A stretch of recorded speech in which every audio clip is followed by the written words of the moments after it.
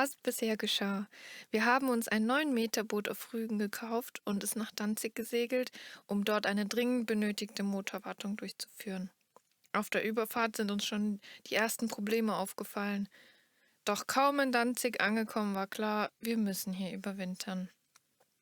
Während des Winters haben wir Stück für Stück alles hergerichtet, aber die Zeit wird knapp. Daher arbeiten wir schnellstmöglich und mit größtem Fleiß an der Fertigstellung des Bootes. Und nun geht es weiter mit den Borddurchlässen. Erster Tag zur Besichtigung des Bootes, nachdem jetzt tatsächlich wir eine Firma gefunden haben, die das günstig mit dem Anti-Fouling macht. Und jetzt gucken wir uns mal an. Wir waren jetzt auch schon seit ein paar Tagen nicht mehr am Boot. Die Qualität scheint zu passen, zumindest was wir beurteilen können. Ist eigentlich ganz schön geworden auch. Ein bisschen dunkler, das Blau. Was uns nicht ganz gefallen hat oder ist, dass das selbstpolierendes, selbstschleifendes Anti-Fouling ist. Das ist doof. Das heißt, vermutlich müssen wir wenn wir Pech haben, 1, 2, 3 Jahren wieder ein Anti-Fouling drauf machen. Wir wollten eigentlich hart Anti-Fouling. Das ist doof. Ja. Ich sehe schon die Sprüche, wer billig kauft, irgendwie irgendwas. Die Arbeiten laufen voran.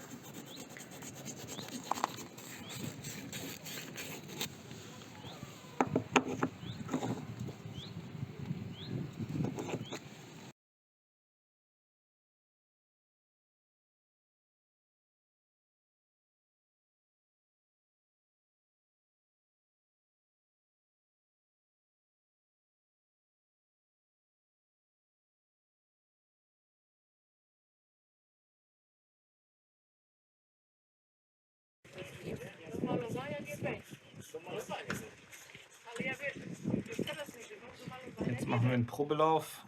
Doro steckt jetzt gleich hier den Borddurchlass durch. Ich schraube dann die Mutter dran. Hallo! Und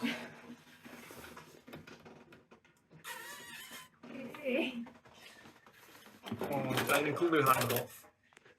Und dann schauen wir so, dass der Kugelhahn jetzt, dass man den öffnen kann und nicht irgendwie hier gegen die Wand gepresst wird. Leider ist der Abstand, True Design sagt 5 mm. Wir haben jetzt glaube ich 18. Das heißt, wir müssen ein bisschen kürzen.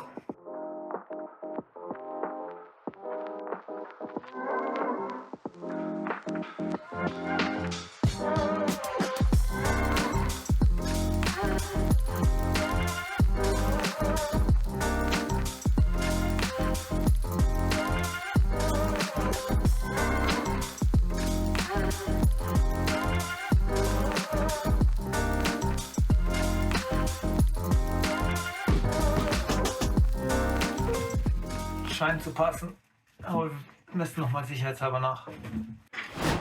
Wir haben jetzt erfahren, dass wir in ein paar Tagen unseren Namen endlich kriegen für das Boot, damit wir endlich dem Kanal auch gerecht werden. Jetzt kleben wir mal den alten Namen erstmal weg und schauen, ob es überhaupt funktioniert und geht und wie wir dann den neuen Namen drauf machen.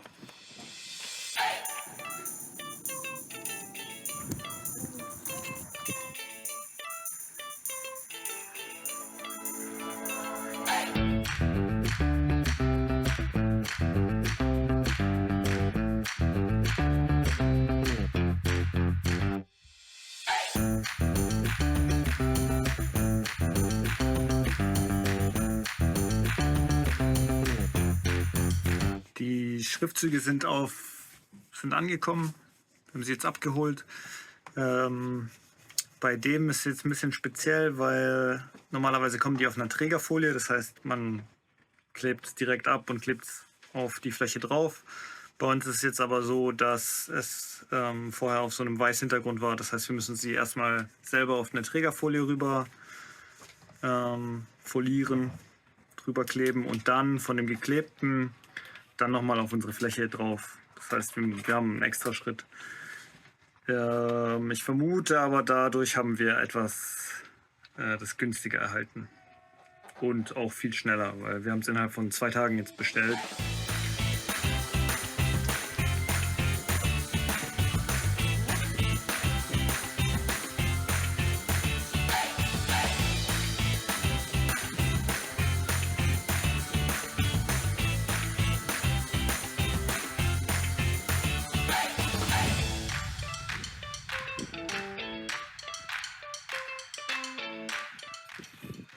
Nice! Jetzt heißt unser Boot Berlin.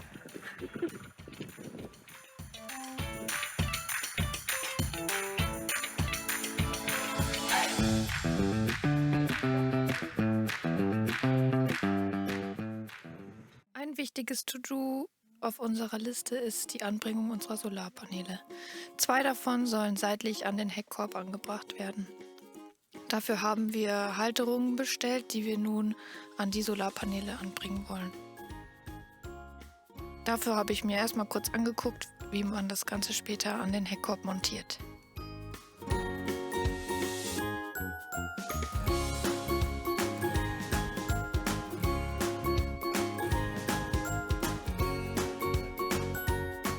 Wichtig, bevor die Schienen angeklebt werden, ist, dass die Oberflächen angeraut werden. Auch die Schienen raue ich zur Sicherheit nochmal an.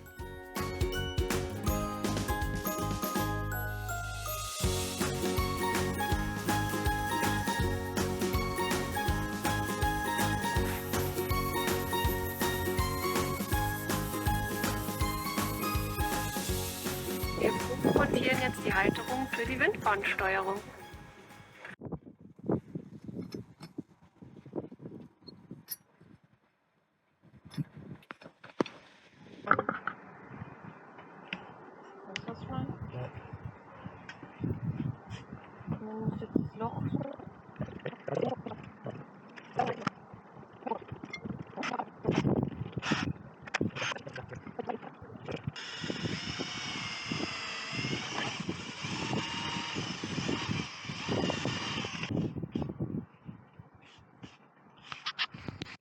So, heute ist es endlich soweit. Wir haben uns jetzt 4 Wochen darauf vorbereitet, für diesen Tag. Wir kleben jetzt endlich unsere Borddurchlässe dran. Und in dem Zug machen wir natürlich auch unseren Autopilot. Den kleben wir auch und unseren Geschwindigkeitsmesser. Und leider ist der Tag, den wir uns heute ausgesucht haben, etwas regnerisch. Deswegen haben wir uns ein paar Sachen, Schutzmaßnahmen für unsere Borddurchlässe überlegt, damit die nicht nass werden beim Kleben. Und jetzt ran an den Kleber. So, Kleber ist auch bereit. Letzte Borddurchlässe noch gereinigt. Dann noch die Löcher kurz mit Aceton. Habe ich schon gemacht. Dann die Löcher schon fertig gemacht. Und let's go.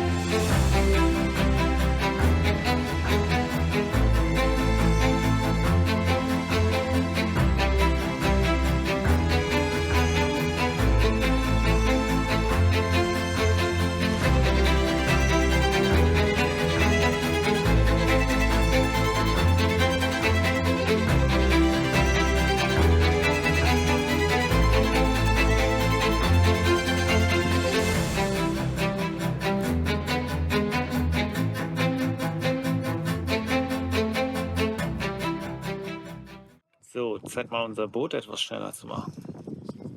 Denn wenn der Geschwindigkeitsmesser sich schneller dreht, dann sind wir natürlich schneller. Denk mal drüber nach. Da der Kleber, mit dem wir die Borddurchlässe in den Rumpf kleben, nur etwa 2 Tage zu verwenden ist, kleben wir heute schon mal die Schlauchanschlüsse in die Kugelhähne ein.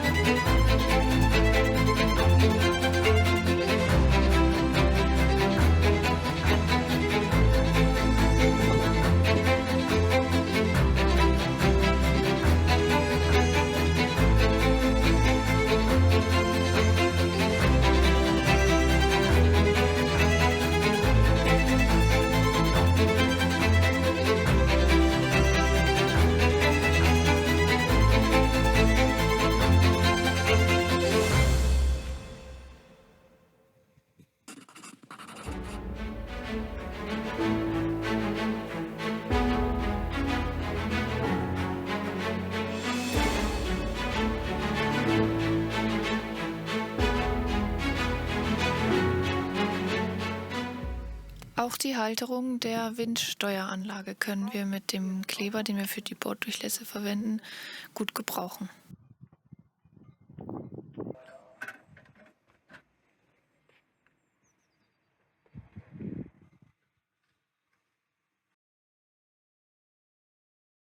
Die Borddurchlässe sind jetzt eingeklebt. Jetzt warten wir noch etwa einen Tag. Währenddessen können wir schon andere Dinge tun. Jetzt werden wir diese Ansaug-Schutzdinger mal anprobieren, ausmessen und vermutlich kleben wir sie nur ran.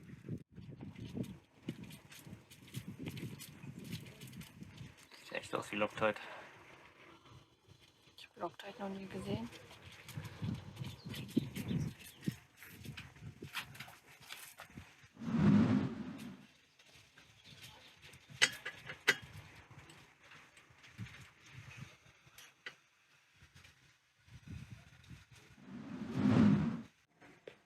Die Plotterhalterung ist fertig. So sieht das gute Teil aus. Haken ist raus.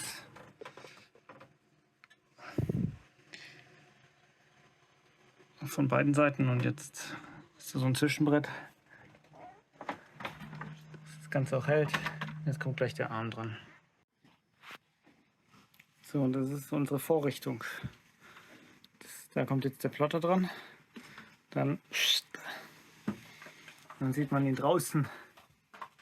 Mal gucken, ob es auch so funktioniert, wie wir es uns vorstellen. Aber die Idee ist schon nice. Und ansonsten klappen wir das dann hier so zu. Weg ist es. Die Tür kann man ganz normal aufmachen. Beziehungsweise dann von drinnen den Plotter angucken.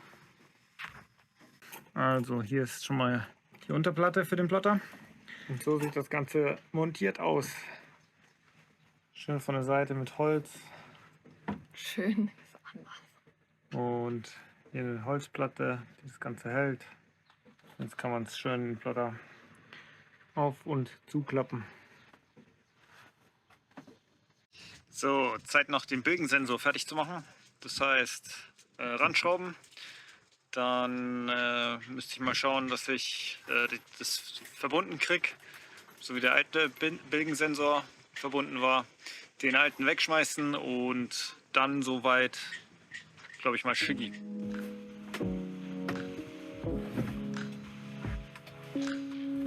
Vielen Dank fürs Zuschauen. Sag noch was Persönliches. Was Persönliches. Ich habe 2016 meinen ersten Segelschein gemacht am Bodensee, das Bodensee-Schifferpatent.